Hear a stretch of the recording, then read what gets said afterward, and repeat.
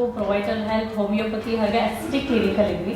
ಯಾಕಪ್ಪ ಅಂದರೆ ಇತ್ತೀಚೆಗೆ ಈ ಮಳೆಯಿಂದಾಗಿ ಅಥವಾ ಈ ಚಳಿಗಾಲದಲ್ಲಿ ಸಾಕಷ್ಟು ಜನ ಮಕ್ಕಳು ಕೋವಿಡ್ ನಂತರ ತುಂಬಾ ಫೀವರ್ ಇರಬಹುದು ಅಥವಾ ಕಾಫ್ ಇರ್ಬೋದು, ಕೋಲ್ಡ್ ಇರ್ಬೋದು, ಇದರಿಂದ ಸಫರ್ ಆಗ್ತಾ ಇದ್ದಾರೆ.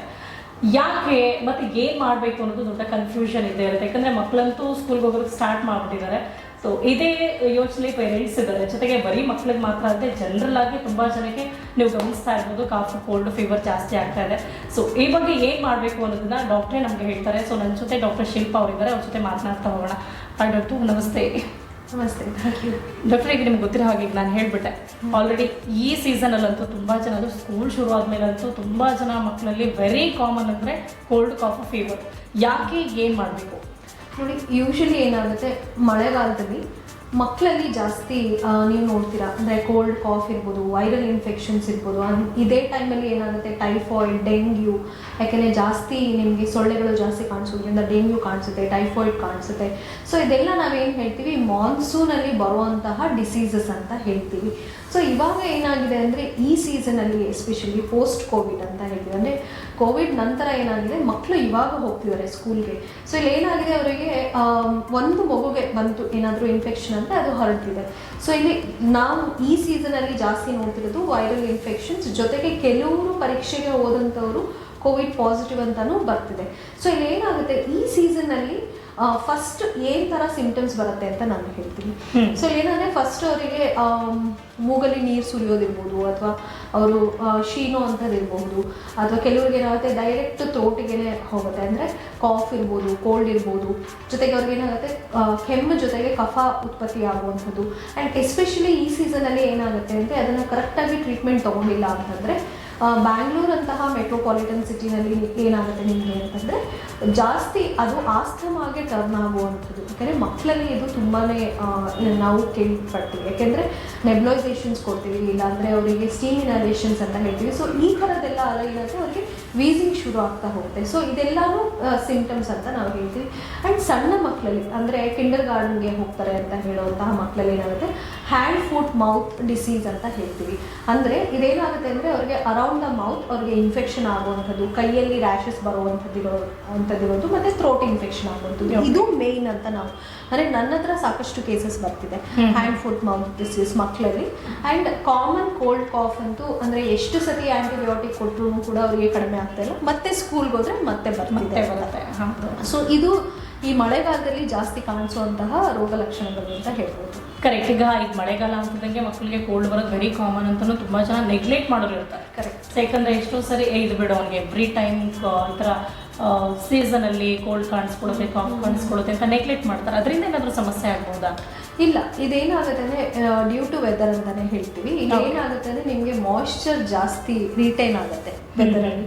ಸೊ ಅದಕ್ಕೋಸ್ಕರ ನಿಮಗೆ ಮಕ್ಕಳಲ್ಲಿ ಏನಾಗುತ್ತೆ ಅಂತಂದರೆ ಅವರು ಹೊರಗಡೆ ಹೋದಾಗ ಅಥವಾ ಬೆಳಗ್ಗಿನ ಜಾವದಲ್ಲಿ ಅವರು ಸ್ಕೂಲ್ಗೆ ಹೋಗ್ತಾರೆ, ವ್ಯಾನಲ್ಲಿ ಹೋಗ್ತಾರೆ, ಎಕ್ಸ್ಪೋಸ್ ಆಗ್ತಾರೆ ಕೋಲ್ಡ್ಗೆ.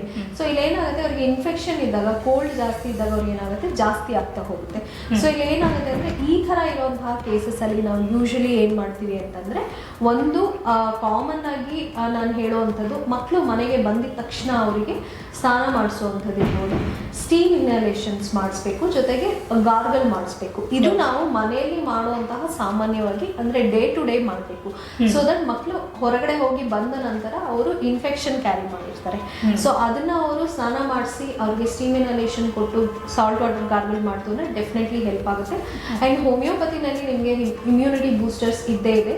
ಸೊ ಯಾವಾಗಾದರೂ ನೀವು ಈ ಮಳೆಗಾಲ ಇರ್ಬೋದು, ಚಳಿಗಾಲ ಇರ್ಬೋದು, ಆವಾಗ ನೀವೇನು ಮಾಡ್ಬೋದು ಅಂತಂದರೆ ಡೆಫಿನೆಟ್ಲಿ ಮೆಡಿಸಿನ್ಸ್ ತೊಗೊಳಕ್ಕೆ ಶುರು ಮಾಡಿಬಿಡಿ. ಒಂದು 3 to 6 months ಕಂಟಿನ್ಯೂಸ್ ಕೋರ್ಸ್ ಇರುತ್ತೆ. ಅದನ್ನು ಕೊಟ್ಟಾಗ ಏನಾಗುತ್ತೆ ಪದೇ ಪದೇ ಬರುವಂತಹ ಈ ಇನ್ಫೆಕ್ಷನ್ಸ್ನ ನಾವು ತಡಿಬಹುದು. And common cold, cough, viral infections ಇರ್ಬೋದು, ಯಾವುದೇ ಥರ ಇನ್ಫೆಕ್ಷನ್ಸ್ ಮಕ್ಕಳಲ್ಲಿ ಆಗುವಂಥದ್ದಲ್ಲಿ ಹೋಮಿಯೋಪತಿನಲ್ಲಿ ಮೆಡಿಸಿನ್ಸ್ ಇದೆ ವಿತೌಟ್ ಎನಿ ಸೈಡ್ ಎಫೆಕ್ಟ್ಸ್ ಅಂತ ಹೇಳ್ಬೋದು. ಬೇಸಿಕ್ ಅಂದರೆ ಮಕ್ಕಳಿಗೆ ಯಾವ ರೀತಿಯ ಕೇರ್ ತೊಗೊಳ್ಬೇಕು, ಇದರಿಂದ ಅವಾಯ್ಡ್ ಮಾಡಬೇಕು ಅಂದರೆ ಅಂತ ಹೇಳಿದ್ರಿ. ಅದಾದ ಬಳಿಕ ನೀವು ಹೇಳ್ದಂಗೆ ಹೋಮಿಯೋಪತಿ ಅಂತ ಹೇಳಿದ್ರಲ್ವ. ಸೊ ಹೋಮಿಯೋಪತಿಲಿ ನಮ್ಗೆ ಯಾವ ಥರ ಟ್ರೀಟ್ಮೆಂಟ್ ಇರುತ್ತೆ, ಮಕ್ಕಳು ಯಾವ ಥರ, ಈಗ ಟ್ರೀಟ್ಮೆಂಟ್ ಅಂದ್ರೇ ಹೆದರ್ತಾರೆ. ಸೊ ಹೋಮಿಯೋಪತಿ ಬೆಸ್ಟ್ ಅಂತ ಸಾಮಾನ್ಯ ಹೇಳ್ತಾರೆ. ಸೊ ಯಾವ ರೀತಿ ಬೆಸ್ಟ್ ಅಂತ ಹೇಳ್ತೀರಾ? ನೋಡಿ, ಯಾವಾಗಲೂ ಏನಾಗುತ್ತೆ ಅಂದರೆ ಮಕ್ಕಳಲ್ಲಿ ಎಸ್ಪೆಷಲಿ ಆಂಟಿಬಯೋಟಿಕ್ ಕೊಡ್ತಾ ಏನಾಗುತ್ತೆ ಅವ್ರ ರೋಗ ನಿರೋಧಕ ಶಕ್ತಿ ಕುಗ್ಗಕ್ಕೆ ಶುರು ಆಗುತ್ತೆ. Correct. ಸೊ ಇಲ್ಲಿ ಏನಾಗುತ್ತೆ ರಿಕರೆನ್ಸಿ ಜಾಸ್ತಿ ಆಗುತ್ತೆ, ಅಂದರೆ ಇನ್ಫೆಕ್ಷನ್ ಪದೇ ಉತ್ಪತ್ತಿ ಆಗುತ್ತೆ. ಸೊ ನಾವೇನು ಮಾಡ್ತೀವಿ ಇಲ್ಲಿ ಅಂತಂದರೆ, ಒಂದು ನಾವು ರೋಗ ನಿರೋಧಕ ಶಕ್ತಿ ಹೆಚ್ಚಾಗೋದಕ್ಕೆ ಹೋಮಿಯೋಪತಿನಲ್ಲಿ ಟ್ರೀಟ್ಮೆಂಟ್ ಕೊಡ್ತೀವಿ.